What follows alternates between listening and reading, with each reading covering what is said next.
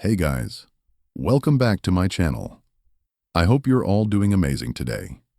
In this video, we're diving into the latest updates about Kelly Ripa and Mark Consuelos, two names that have become synonymous with love, strength, and devotion.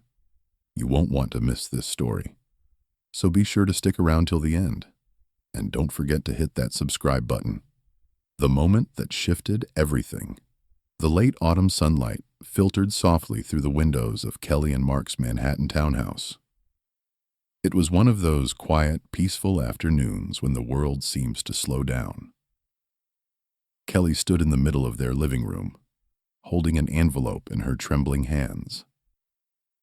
The envelope was small, unassuming, sealed neatly. At first glance, it seemed like just a note. But Kelly knew better. She knew it was the last thing Mark had written to her, before everything had changed only hours before.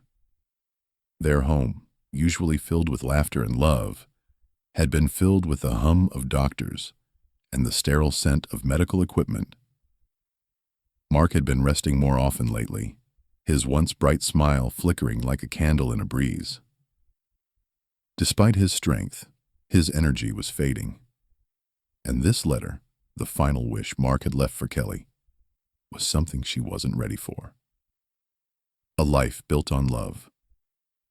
Kelly pressed the envelope to her chest for a moment before gathering the courage to open it. The paper felt cool in her hands, the weight of it heavy with both grief and love. She unfolded it slowly, the world seeming to quiet around her as she read the words Mark had left behind. It began simply, K. Written in Mark's unmistakable handwriting, smooth, confident, and still full of life. But it wasn't just a note. It was a message. One last thing he needed to say to her. If you're reading this, it means I didn't have the chance to tell you everything I needed to say, the letter began. Or maybe I did, but I couldn't say it properly. You've always been the strong one, even when you pretend not to be. And I need one more favor from you. My final wish. Kelly's throat tightened as she sank into the corner of the sofa, her tears threatening to blur the ink. She had always known that their love story had been special, loud, loving, and unapologetic. From the day they met on the set of All My Children, their connection had been immediate and real. It had been fiery, undeniable, and full of joy. Together, they built a life, raising their children in a home filled with laughter, shared chaos, and endless devotion. But time, as it always does, had forced them into a chapter they never wanted to face. Months before, Mark had received a diagnosis, a serious, uncertain one that turned every ordinary day into a precious moment. He faced it with the same strength he brought to everything. But underneath his resolve was fear, and beneath Kelly's optimism, a storm was quietly brewing. The final wish.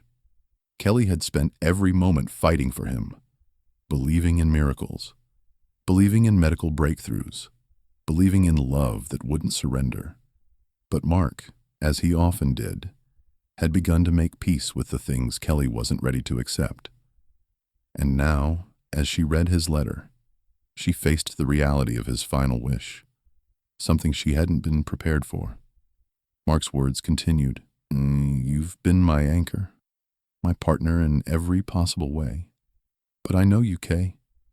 When you love with everything. And when you lose, you break the same way.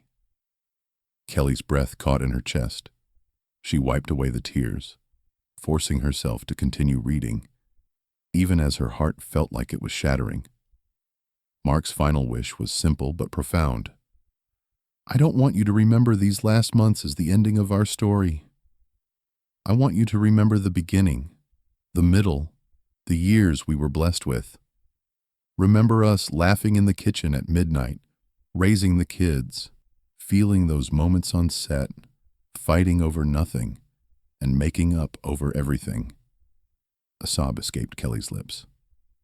She remembered all of it, the love, the laughter, the small moments that had built their lives together. But what was his wish? The day everything shifted had come suddenly, late afternoon, when Mark had asked her to sit with him. The golden light had poured through the window, bathing him in its warmth. Even then, weak and fragile, Mark had looked at her with the same spark he had the day they met.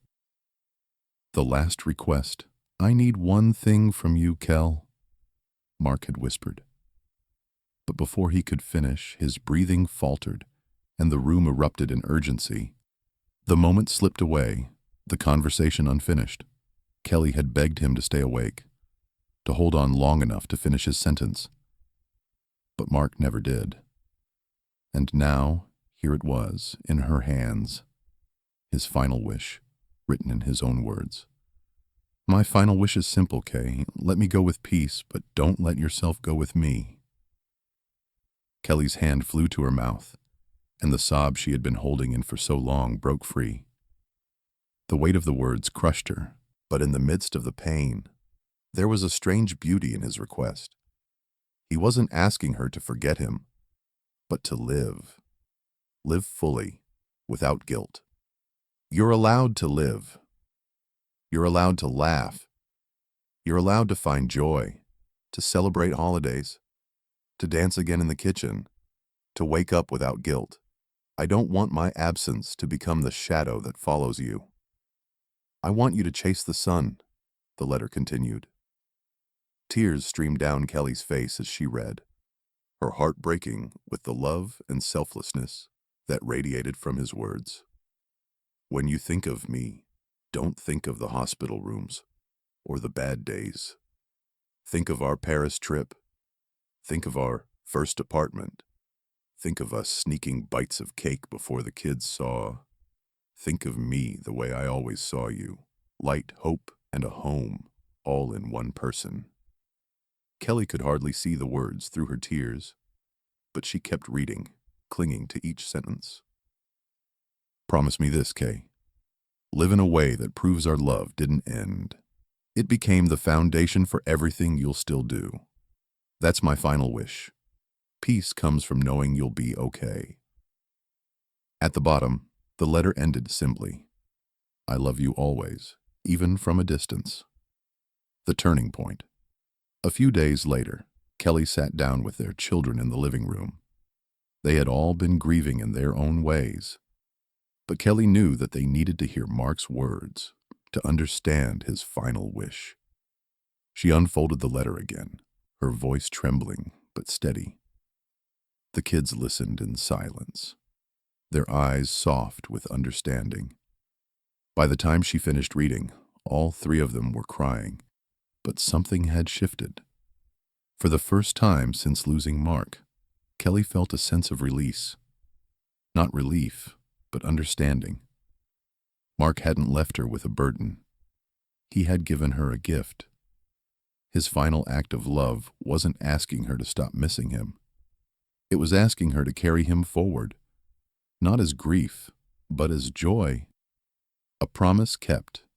Months later, Kelly found herself in the kitchen, music playing softly from her phone. Without thinking, she swayed to the rhythm, brushing her hand against the countertop as she moved. Then, as if realizing it for the first time, she realized she was dancing. Alone, but dancing. She smiled through her tears, her heart full of gratitude. "I'm living, Mark," she whispered. "I promise." The letter, now framed on the shelf above, caught the warm glow of the kitchen light. And for the first time since Mark's passing, Kelly felt a deep sense of peace. Not because the pain was gone, but because love, real love, doesn't end. It simply changes shape. And in honoring Mark's final wish, Kelly had found the strength to keep carrying